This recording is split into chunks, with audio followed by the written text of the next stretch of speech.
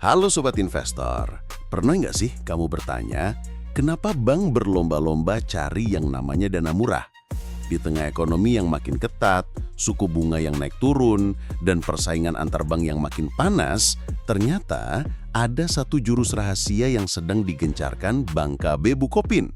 Yup, fokus mereka sekarang bukan sekedar cari nasabah, tapi lebih ke strategi jangka panjang. Bagaimana caranya bisa tumbuh stabil dengan biaya dana yang rendah. Dana murah alias dana dari tabungan dan giro jadi andalan utama untuk tetap kompetitif. Di saat bank-bank lain masih berjibaku menghadapi tekanan likuiditas, KB Bukopin justru tampil beda. Mereka berani memasang target pertumbuhan DPK yang ambisius tapi tetap realistis. Kenapa strategi ini penting? Apa dampaknya buat kamu sebagai nasabah? Dan bagaimana strategi ini bisa jadi game changer di tengah situasi ekonomi global yang serba nggak pasti? Kita akan bahas di video kali ini ya.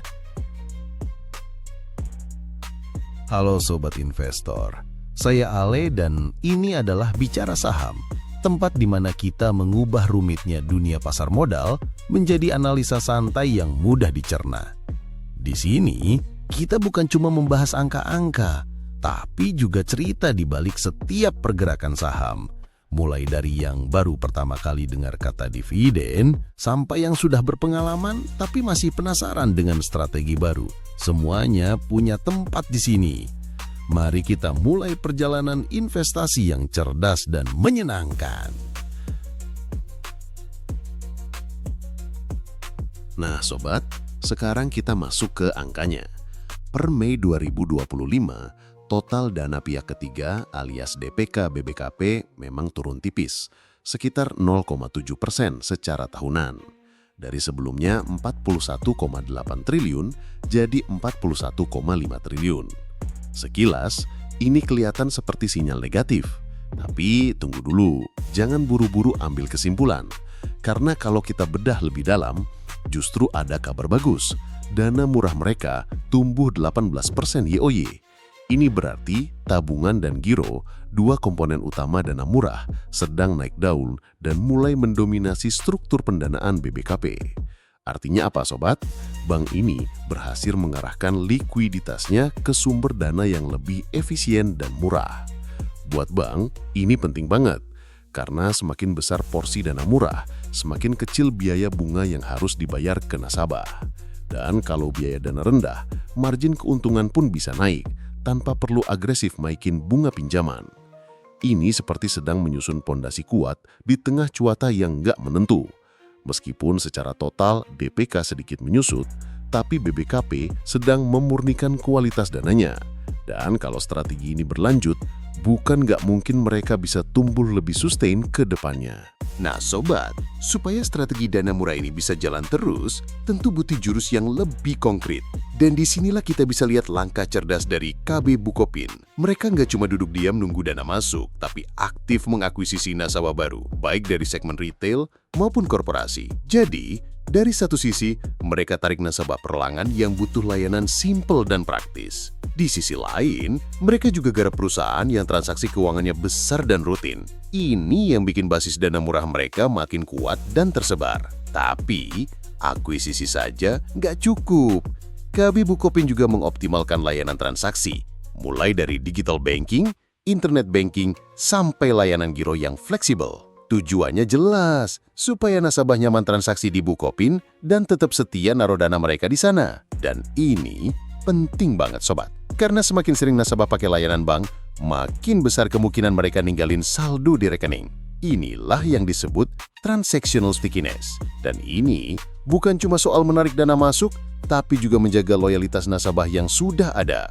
Dengan jurus kombinasi ini, akuisisi dan optimalisasi, Bank KB Bukopin sedang membangun ekosistem yang sehat, efisien, dan tahan banting di tengah ketatnya likuiditas industri perbankan. Sobat, di era sekarang, siapa sih yang nggak pengen semua serba praktis? Mulai dari belanja, bayar tagihan, sampai ngurus keuangan, semuanya pengen yang cepet, simple, dan aman. Nah, KB Bukopin paham banget soal itu. Makanya, mereka terus mengembangkan layanan digital banking yang user-friendly dan responsif. Fokusnya bukan cuma bikin aplikasi yang keren tampilannya, tapi juga menciptakan pengalaman nasabah yang nyaman dan seamless. Artinya, semua proses, dari buka rekening, cek saldo, transfer dana, sampai urus deposito, harus bisa dilakukan dalam hitungan detik, tanpa ribet, tanpa perlu ke kantor cabang. Dan bukan cuma soal kenyamanan, sobat. Inovasi digital ini juga punya efek domino yang penting, meningkatkan engagement, alias keterlibatan nasabah. Ketika nasabah merasa puas dan sering pakai aplikasinya, mereka jadi makin betah naruh dananya di bank itu. Dan dari situlah retensi nasabah terbentuk secara alami. Intinya, KB Bukopin sedang membangun ekosistem digital yang nggak cuma efisien, tapi juga bikin nasabah merasa diperhatikan. Karena dalam dunia perbankan modern, loyalitas nasabah bukan lagi soal suku bunga doang, tapi soal siapa yang paling ngerti kebutuhan mereka di era digital ini. Sobat, menjaring dana murah itu nggak segampang membalikan telapak tangan. Di balik strategi ciamik dan digitalisasi yang digenjot KB Bukopin, tetap ada tantangan besar yang harus mereka hadapi. Salah satunya adalah kompetisi bunga simpanan yang makin ketat. Bayangin deh, di tengah ketidakpastian global dan fluktuasi suku bunga acuan, bank-bank lain juga berlomba menawarkan bunga lebih tinggi demi menarik dana pihak ketiga alias DPK. Tapi di sisi lain, nasabah juga makin cerdas. Mereka nggak cuma ngelihat bunga tinggi, tapi juga mulai mempertimbangkan kenyamanan layanan, fleksibilitas, dan keamanan digital. Nah, di tengah peta persaingan itu, KB Bukopin tetap pasang target yang ambisius, sobat. Mereka menargetkan pertumbuhan DPK sebesar 10-11% di tahun 2025. Target ini bukan asal bidik. Bank ini berusaha menjaga keseimbangan antara pendapatan operasional, kayak fee-based income, dan bunga pinjaman, dan kontribusi non-operasional lainnya, supaya bisnis tetap sehat dan berkelanjutan. Artinya, meskipun kompetisi makin panas, BBKP tetap optimis, sobat. Mereka percaya kalau strategi akuisisi nasabah, digitalisasi layanan, dan pengelolaan portofolio yang hati-hati bisa jadi jurus andalan untuk mencapai target itu. Karena pada akhirnya, sobat, dana murah itu bukan cuma soal siapa yang kasih bunga paling tinggi, tapi siapa yang bisa kasih nilai lebih dan bikin nasabah bertahan dalam jangka panjang. Lalu, bagaimana kondisi fundamental dari Bank KB Bukopin saat ini? Ayo kita review. Jangan lupa like, subscribe, dan share video ini agar sobat sekalian tidak ketinggalan update terbaru seputar dunia saham.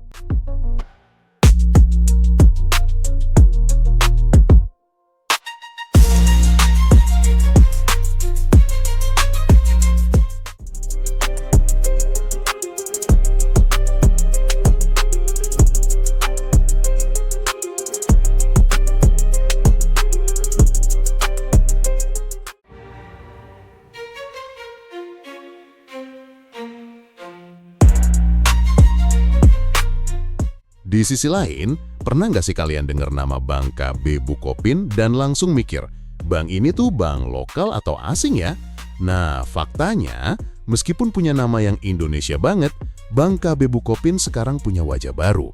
Sobat harus tahu, pemegang saham terbesarnya saat ini adalah Kookmin Bank Company Limited dari Korea Selatan. Mereka menguasai 67% saham atau setara dengan 125 miliar lembar lebih. Sementara itu, kepemilikan masyarakat Indonesia hanya sekitar 16%. Artinya apa?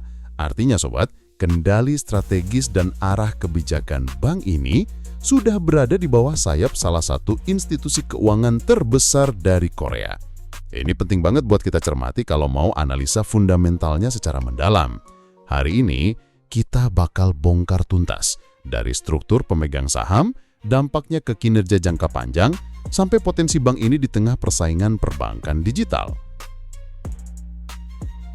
Sobat, kalau kita ngomongin analisa fundamental, dua hal yang nggak boleh luput dari radar adalah aset dan ekuitas. Kenapa dua komponen ini penting? Karena dari sinilah kita bisa lihat seberapa sehat dan besar skala usaha sebuah bank. Nah, menariknya, Bank KB Bukopin mencatatkan kenaikan aset dari sekitar 83 triliun rupiah di Desember 2024 menjadi 83,6 triliun rupiah di Juni 2025. Memang, sobat, kenaikannya tipis tapi tetap konsisten naik.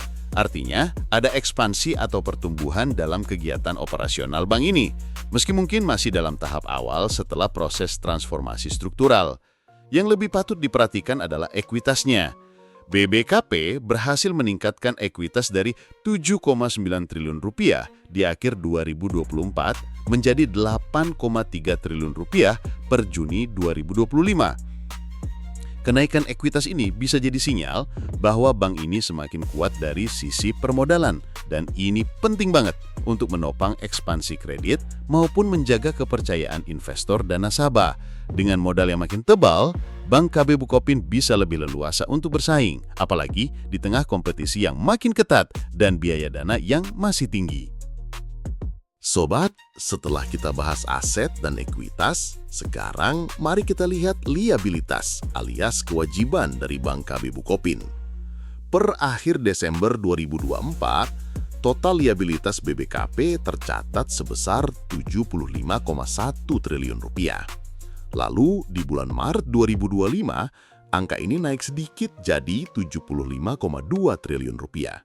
Walaupun pertumbuhannya tipis, ini tetap menunjukkan bahwa struktur utangnya cukup stabil, tidak melonjak tajam. Artinya, beban kewajiban bank ini masih bisa dikelola dengan baik. Tapi, yang juga perlu kita perhatikan adalah dari sisi pendapatan bunga, yang merupakan salah satu sumber utama penghasilan bank. Dari laporan keuangan terbaru, pendapatan bunga BBKP meningkat dari 2,66 triliun rupiah di Juni 2024 menjadi 2,67 triliun rupiah di Juni 2025. Naiknya memang cuma 10 miliar rupiah, tapi tetap jadi sinyal bahwa bank ini perlahan-lahan mulai tumbuh lagi setelah masa konsolidasi panjang. Sobat, pendapatan bunga yang naik, walau tipis, bisa berarti BBKP mulai mampu menyalurkan kredit lebih banyak atau memperbaiki kualitas aset produktifnya. Dan kalau kualitas aset makin bagus, ke depannya potensi profitabilitas juga bisa meningkat. Sobat, kita sudah lihat bagaimana pendapatan bunga Bank KB Bukopin sedikit naik. Tapi pertanyaannya, bagaimana dengan beban yang harus mereka tanggung? Nah, mari kita lihat datanya. Total beban bunga BBKP naik dari 2 triliun rupiah di Juni 2024 menjadi 2,1 triliun rupiah di Juni 2025. Kenaikannya memang sekitar 100 miliar rupiah, tapi ini penting untuk dicermati. Karena artinya, biaya yang harus dibayar BBKP kepada para deposan dan pemberi pinjaman ikut naik. Sobat, ini bisa terjadi kalau suku bunga acuan meningkat, atau kalau bank harus menawarkan bunga simpanan yang lebih tinggi untuk menarik dana pihak ketiga. Dan kalau beban bunga naik lebih cepat dibanding pendapatan bunga, margin keuntungan bank bisa makin tipis. Sekarang kita lihat sisi beban operasional. Per Juni 2024, beban operasional BBKP tercatat 854 miliar rupiah dan naik tipis jadi 856 miliar rupiah di Juni 2025. Kenaikannya hanya 2 miliar rupiah, jadi cukup terkendali. Ini bisa berarti BBKP cukup efisien dalam mengelola biaya operasionalnya seperti gaji pegawai, biaya administrasi, hingga pemeliharaan sistem IT. Dengan kata lain, walaupun beban bunga meningkat, tapi mereka tidak boros dalam operasional.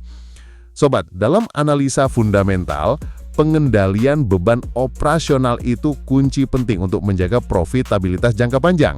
Kalau bank bisa menjaga efisiensi sambil tetap tumbuh, itu jadi sinyal positif buat para investor. Sobat, sekarang kita masuk ke bagian yang paling ditunggu-tunggu. Apakah Bank KB Bukopin akhirnya balik cuan? Dan jawabannya, yes, balik cuan sobat.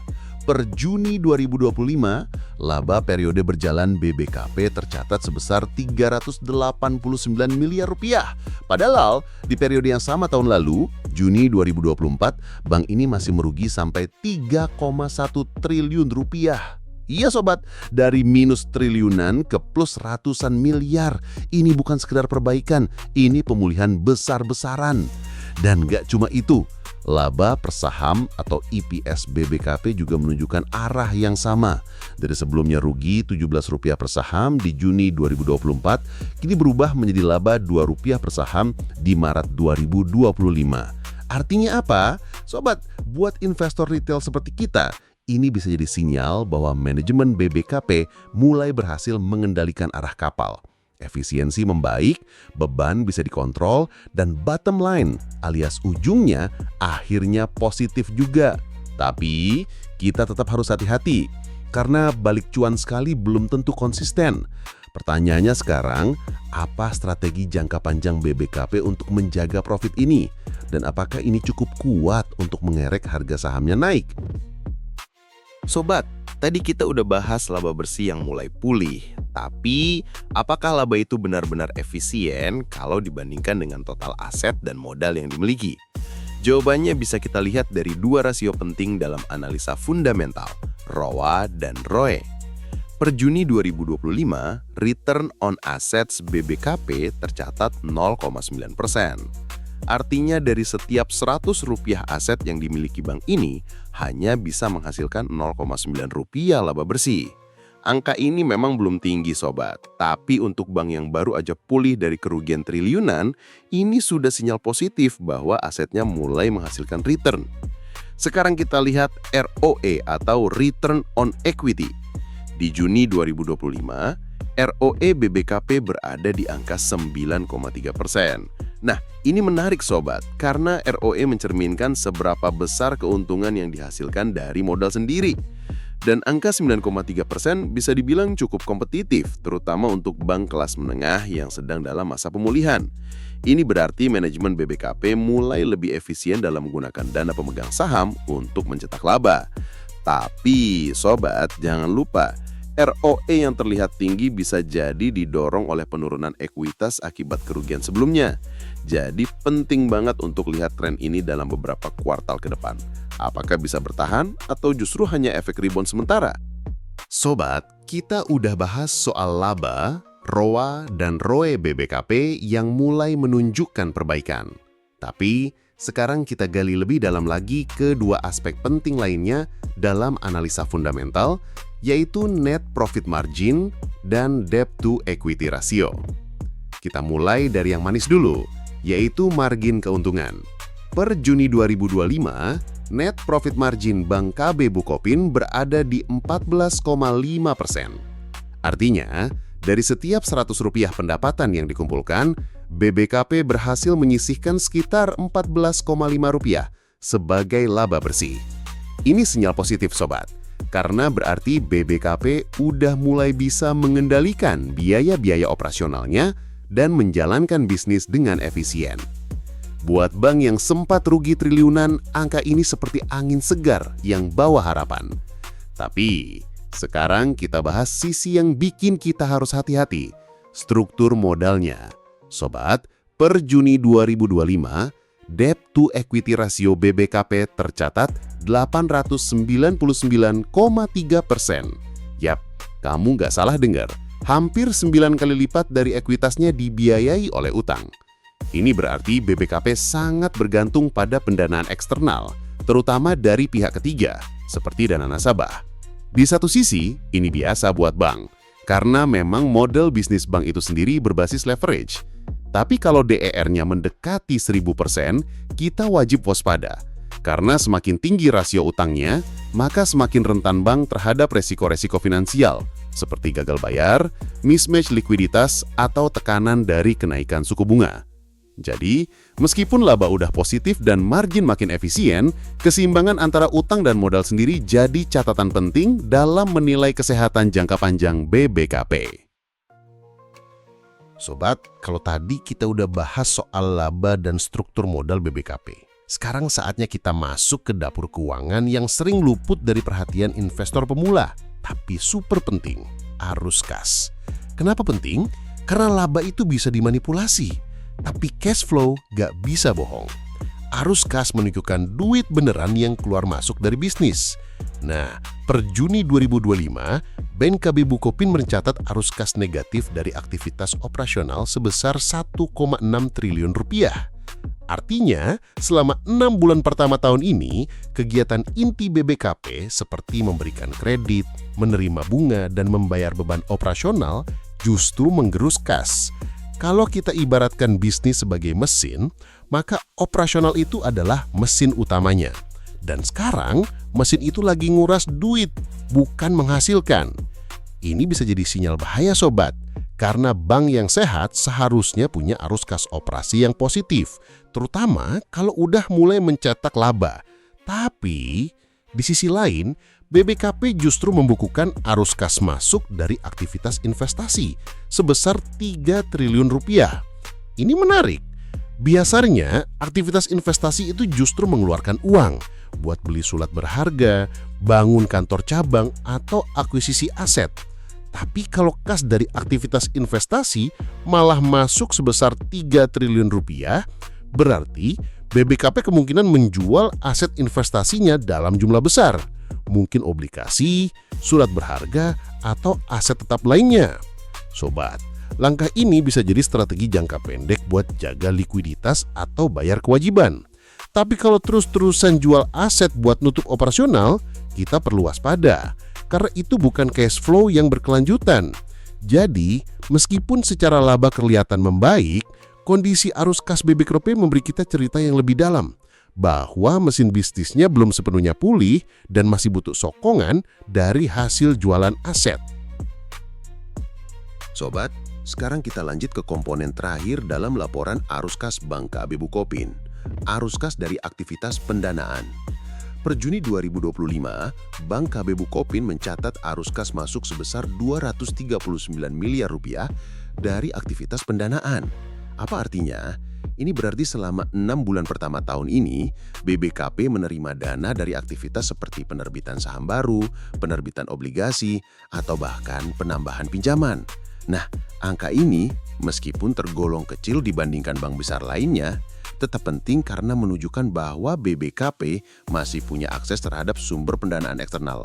Dan ini jadi sinyal positif bagi kepercayaan pasar terhadap mereka. Sekarang kita lihat gambar besarnya. Jika kita gabungkan semua arus kas dari 3 aktivitas utama, operasional yang minus 1,6 triliun rupiah, investasi yang positif 3 triliun rupiah, dan pendanaan yang positif 239 miliar rupiah, maka hasil akhirnya adalah peningkatan total kas sebesar 1,7 triliun rupiah per Juni 2025. Secara kas ini tentu kelihatan sehat, saldo kas bertambah. Tapi sobat, seperti yang udah kita bahas sebelumnya, kita harus lihat dari mana kas itu bertambah. Fakta bahwa mayoritas kas berasal dari penjualan aset investasi, bukan dari kinerja operasional, membuat kita perlu berhati-hati. Karena idealnya, pertumbuhan kas yang berkelanjutan datang dari kegiatan inti bisnisnya, bukan dari jualan aset.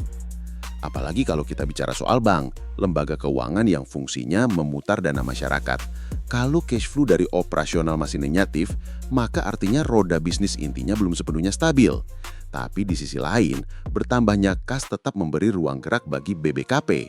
Mereka punya lebih banyak likuiditas untuk memenuhi kewajiban jangka pendek, membiayai ekspansi terbatas, atau bahkan memperbaiki kualitas asetnya.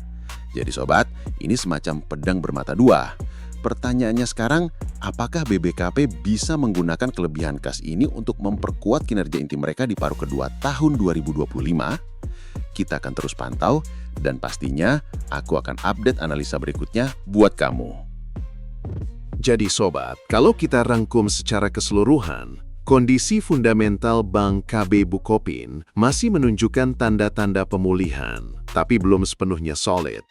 Di satu sisi, BBKP berhasil menambah kas sebesar 1,7 triliun rupiah per Juni 2025. Itu angka yang tidak kecil. Tapi kalau kita telusuri lebih dalam, sebagian besar peningkatan kas itu bukan berasal dari operasional inti, melainkan dari aktivitas investasi dan pendanaan. Arus kas operasionalnya justru minus 1,6 triliun rupiah, yang artinya bank ini masih harus membenahi efisiensi bisnis intinya, mulai dari penyaluran kredit, pengelolaan biaya bunga, hingga beban operasional yang belum optimal. Sementara dari sisi pendanaan, BBKP memang masih bisa mengakses dana eksternal sebesar 239 miliar rupiah. Ini jadi sinyal positif bahwa masih ada kepercayaan dari investor dan kreditur. Tapi tetap saja sobat, kita tidak bisa bergantung pada dana eksternal terus-menerus. Sumber daya terbaik tetap berasal dari dalam, yaitu dari kinerja bisnis yang sehat dan konsisten. Artinya, BBKP sedang berada di fase kritis. Punya modal untuk bertumbuh, tapi perlu strategi yang cermat agar kas yang melimpah ini tidak hanya jadi angka di neraca, tapi jadi kekuatan nyata untuk membenahi operasional dan memperbaiki rasio profitabilitas ke depan. Kalau kamu mempertimbangkan BBKP sebagai kandidat investasi, pantau terus laporan kuartal berikutnya dan lihat apakah ada peningkatan di sisi pendapatan bunga bersih, efisiensi biaya, dan penyaluran kredit produktif. Karena dalam analisis fundamental sobat, angka hanya setengah cerita. Sisanya, strategi dan eksekusi manajemen. Dan itulah yang akan menentukan masa depan BBKP. Nah, sampai di sini dulu pembahasan kita hari ini. Semoga insight yang kita bahas tadi bisa memberikan pencerahan baru untuk perjalanan investasi kalian. Ingat ya, tidak ada investor sukses yang terbentuk dalam semalam. Semuanya butuh proses belajar yang konsisten dan kesabaran. Kalau ada yang ingin kalian diskusikan lebih lanjut atau punya pengalaman menarik seputar topik hari ini, jangan sungkan untuk berbagi di kolom komentar. Saya selalu excited membaca cerita dan pertanyaan dari kalian semua. Jangan lupa tekan like kalau episode ini bermanfaat, share ke teman-teman yang juga lagi belajar investasi, dan subscribe untuk update episode terbaru. Sampai bertemu di episode selanjutnya, tetap semangat berinvestasi.